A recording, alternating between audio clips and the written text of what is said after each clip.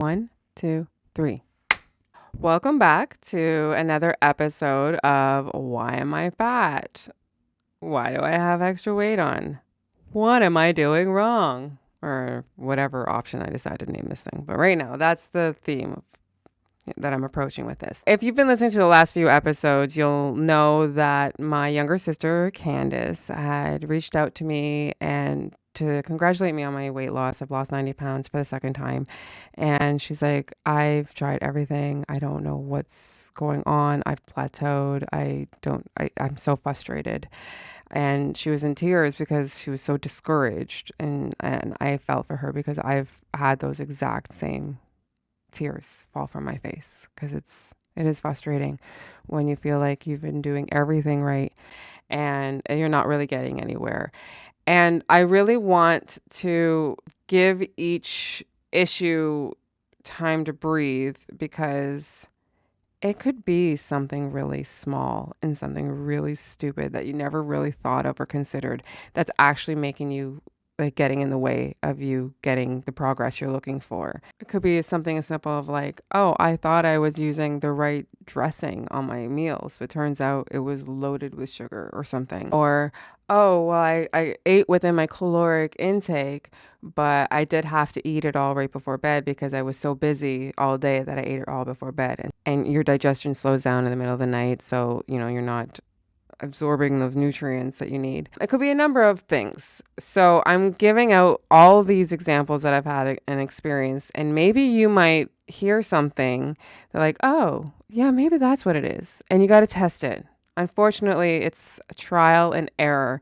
I struggled for like 6, 7 years before I finally figured out what was going on. And it's a number of things. And it's like you have to juggle it all because if you miss one, it has a domino effect and then suddenly you're going backwards. So you really have to be on it. I want to dedicate this episode to you, to your struggles, to that feeling of just wanting to give up, that stress. I'm like, what is happening? I'm so tired of this and being like you're not getting anywhere. That feeling of despair, that feeling of like nobody understands me. Like I'll be at the gym and I'm still getting stared at, or I'll go for walks and people are still making fun of me. Like I've gone for runs. I've actually runs. I've gone for a run before and I've been laughed at and stared at by people driving by in cars. Like I'm a big person that's working out, but that would be laughed at anyways because I'm a big person just for existing. But I'm doing something that's healthy and I'm still being laughed at. Like it's a lot. To embark on a fitness, a wellness, a weight loss journey, it's a lot because you have to have a lot of conviction. You really have to commit to it. You have to believe in yourself more than anyone else. Because there's going to come a point where you're like, I can't do this. I can't do this. It's too much. What's the point? And you're going to have to be the one that pulls you out of it. You can't rely on someone to be your gym buddy. I've never had a gym buddy because A, I feel like if I start chit-chatting, I'm not going to be focused on my workout.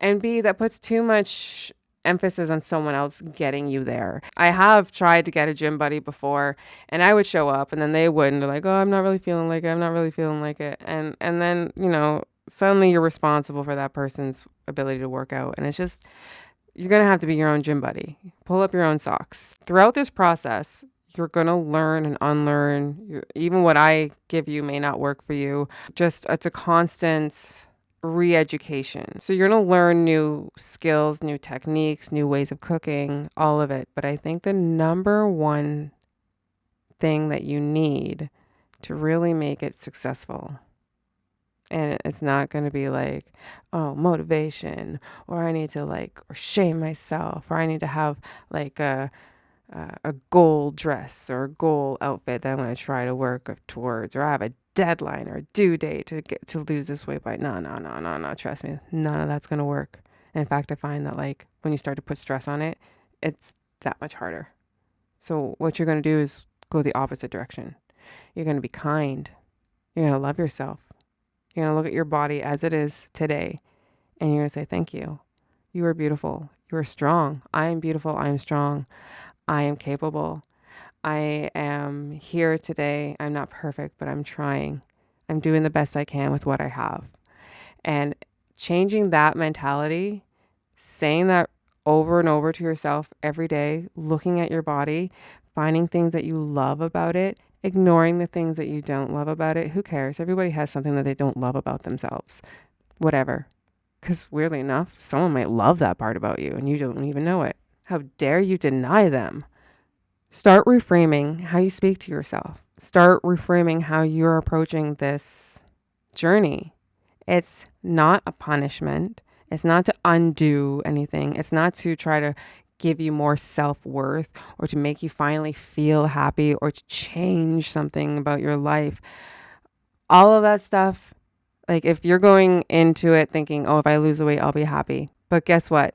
There's still a lot of unhappy, skinny people out there. Like a lot of unhappy, skinny people. So your size does not indicate your happiness because there are plenty of bigger people who are so happy, and myself included. I weigh over 200 pounds and I am so comfortable in my skin. And that's not something that I could say for the longest time. Lizzo's name has been dragged through the mud. You have your opinions of her. She is a bit much. I get it. I think she had to be to kind of make herself stand out. The allegations against her, I still don't know what's been happening with that, but there was a show on Amazon that I watched during the pandemic, and it was Here Comes the Big Girls, I think, and all the entire show was about celebrating your body, just doing it, getting out there, not being shy about it. And I don't know what happened behind the scenes. Maybe she went about it and perhaps not in a way that you'd expect in an office setting, but it's TV. You sign up for TV, but whatever. But the messaging that I took away from that, by the third episode, I was like, oh my God, yes, they're doing their thing. They're dancing. Yes, I've always lifted weights, been an active person. I've always gone bike riding. I can swim. I used to do backflips off of diving boards. I won't do it anymore because I'm not going to kill myself, but my body was always capable, but for some reason, especially in the 90s, it's like, oh, your body's bigger. It's not worth anything. It's worthless. It's worth less.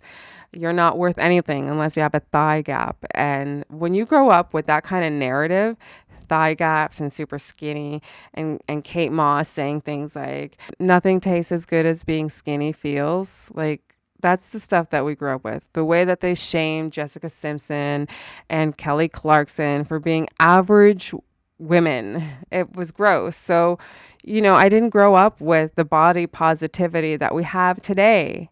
And I have to give credit where credit is due. People like Lizzo played a role in that. Whereas as celebrities like Rebel Wilson, let's say, they perpetuated the stereotype that big people were stupid and should be laughed at and are not worthy of getting the main guy in the movie, let's say. There was a time when the only time a larger person, actor or actress, could get a role was if they were making fun of themselves and crashing through things and being the Chris Farleys of things. And rest in peace, Chris Farley. It did, again, perpetuate the stereotype that we were dopey, we were laughable, we can't be taken seriously. And that's had a negative impact on the way people look at themselves.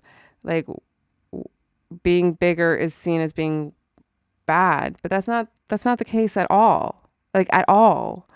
So changing your mindset is super important.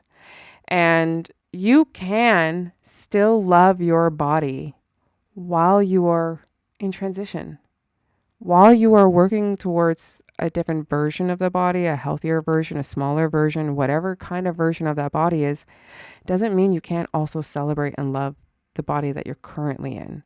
And in fact, I think you should be celebrating that body because it's that body that will get you to where you need to go.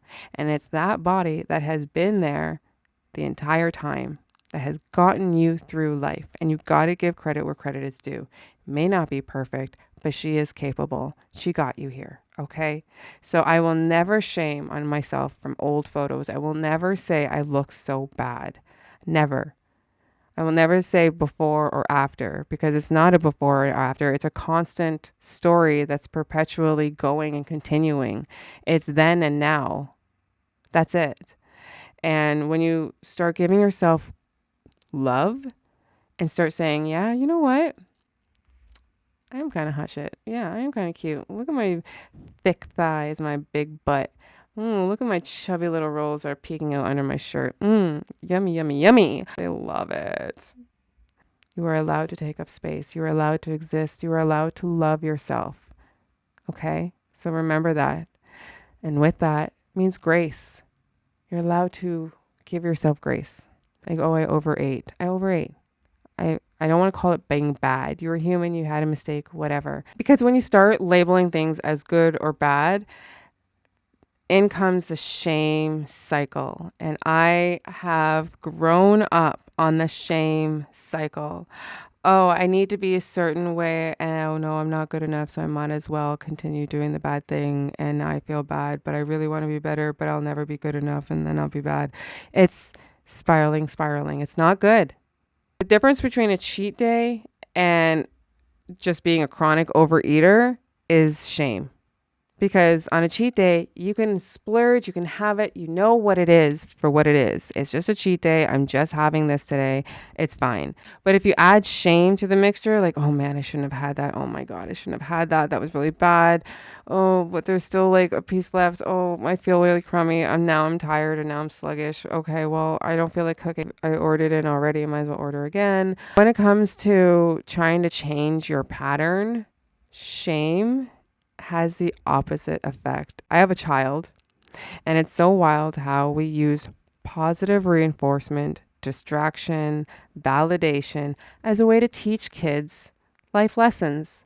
But yet there are still people out there who think that name calling, shaming, laughing, making videos, mocking people, making memes based on someone's weight, they think that is helping us. They think that's providing a service somehow. Like the idea of fat jokes bothers me so much. A, we're human. How dare you discriminate? B, shaming does not work. Negative reinforcement does not work. Some people are like, well, it worked for me. Yeah, I hated how I looked and then I went out and got it. Well, okay, great. That worked for you. Someone who probably didn't have issues going on beyond the calories in, calories out issue. Because no offense, men are very linear thinking. They have the muscles. So calories in, calories out works for them. Oh, I want to lose weight. Okay, just stop drinking soda. Drop 20 pounds. No problem, bro. I think that rhetoric of like, oh, shaming worked for me, so I'm going to continue to shame. I think it's very masculine. There might be some women who might think that way, but odds are those women are probably had dealt with or currently dealing with an eating disorder because shame does not work. Okay?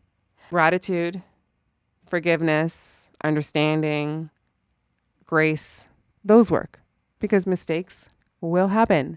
You are human. You will want that extra thing. You won't want to do that thing. It's gonna happen.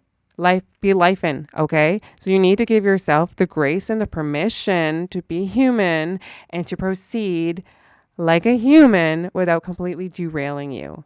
This needs to feel like it's not even happening. If things are happening too drastically that you can't even enjoy life anymore, are you going to maintain it? No. Are you going to hate it? Yes. Well, how about we flip it around? How about you enjoy it a little bit more and then you can maintain it a little longer?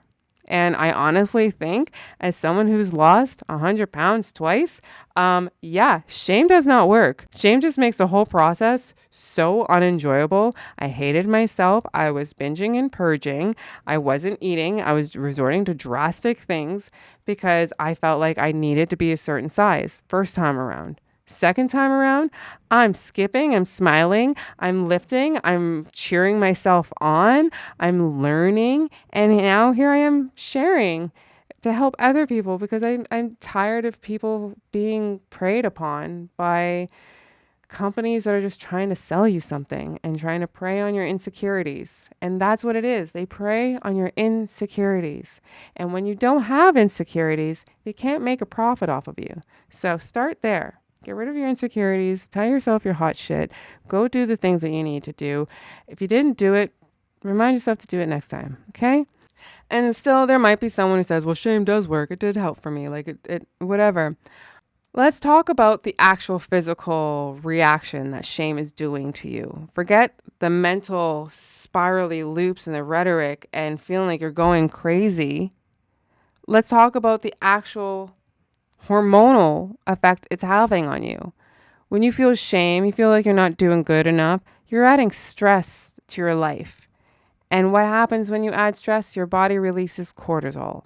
What does cortisol do? It makes you hold on to all your fat because that's a protective thing that your body has done since humans have been around. When there's a scarcity, when there's a stress to the tribe, when your focus can't be feeding yourself and taking care of yourself, your body goes into lockdown mode thanks to cortisol to retain as much as it can. So you might think that shaming is working, but shaming is making it 10 times harder. Maybe not 10 times, but it's definitely making it harder. Okay. So, Candy Girl, I would say take a deep breath. It's okay. Don't compare yourself with anybody else. Don't compare yourself to your past self. Compare yourself to today's self. How are you doing? How are you feeling today? You feeling a little bit better than yesterday? Wonderful. Feeling a little worse than yesterday? Okay, what can we do to make things better? Slight adjustments. Slight adjustments to that gyroscope to get you to where you need to go. And it makes it less all or nothing. When you allow yourself grace and forgiveness, it doesn't have to be all or nothing. I always found in my crazy days with food that a binge became a binge because it was like, well, might as well. One little thing became all or nothing. I'd eat super, super, super clean for so long, but then I tripped up and, well, here we are. Might as well keep going. And once you keep going, it's so hard to stop. Getting rid of that all or nothing mentality is super important. And if you can allow yourself grace and say, okay, well, I messed up, doesn't mean I have to go crazy. Okay, I did good. Doesn't mean I have to start slapping myself on the back and slacking off. It's a nice little in the middle, It allows yourself to stay on track while also being aware.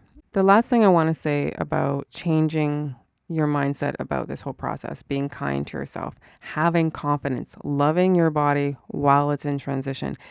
That's so important because you don't know how long this is going to take you. You might hope and have goals and try as you might to make them. Trust me, the universe, life, your body, injuries, illnesses, they all factor in. So whatever timeline you had in your head, get rid of it. Double it, triple it if you must. I do feel like a lot of people, myself included, tend to abandon their efforts because they didn't get there at the speed that they were hoping. And that's going to happen, especially if you're older, especially if you have hormone issues, especially if you have kids, if you have a crazy life. You're not going to get there at the speed that you want to get there at. And allowing yourself grace and forgiveness and kindness makes that journey that might be exponentially longer than you expected, makes it that much more bearable. It doesn't even feel like a journey. It feels like a lifestyle change. Go figure. All right. I think that's it that I want to say in terms of changing how we think. When someone asks me what's the first thing I should do when I want to lose weight, that's usually the first thing I'll say now. I won't start with like, oh, track your food and everything, even though I did with this series. My first piece of advice will be kind to yourself. Talk to yourself like you would your best friend, because it's going to be you that takes you to the finish line. It's going to be you that's going to have to hold your hands when things are getting hard and you're not seeing the results that you need. It's going to be you that's going to have to say, okay, what's working, what's not, let's dive into it and be kind. Not in a, damn it, I'm so worthless, I should have known better, da da da. That's not good for anybody. That's not fun. What's the point if it's not going to be fun? Okay? Enjoy the ride, keep your head down, be kind, and every once in a while look up and check out your progress. But then continue to keep your head down and keep working and keep being kind. The reason why I like giving that advice first, usually, is because it's not typically the advice you get first when you talk to a professional on how to lose weight and manage your weight. They'll always talk about the physical side, but they never talk about the mental side. And perhaps that's where I'll lead into in my next episode, is the mental side. You never think that in order to lose weight, you have to love your body, right? That doesn't sound like that goes together, but it does. Because when you love your body enough to do right by your body, that the weight just comes off without you thinking about it. And that's ultimately what you want to get to, where you're not thinking about it. It's just a natural side effect. Just how like gaining weight was the natural side effect to whatever it was that made you gain weight. When you figure out what it is that's causing you to gain weight and you address it, you don't gotta overthink and stress yourself, because it will just naturally fall into place. Trust me. It might take a little longer, but it will get there. And that's where grace and forgiveness and kindness comes into play. Okay? I hope you have a good day, and I will record some more at another time. Bye. I will get a cover for this.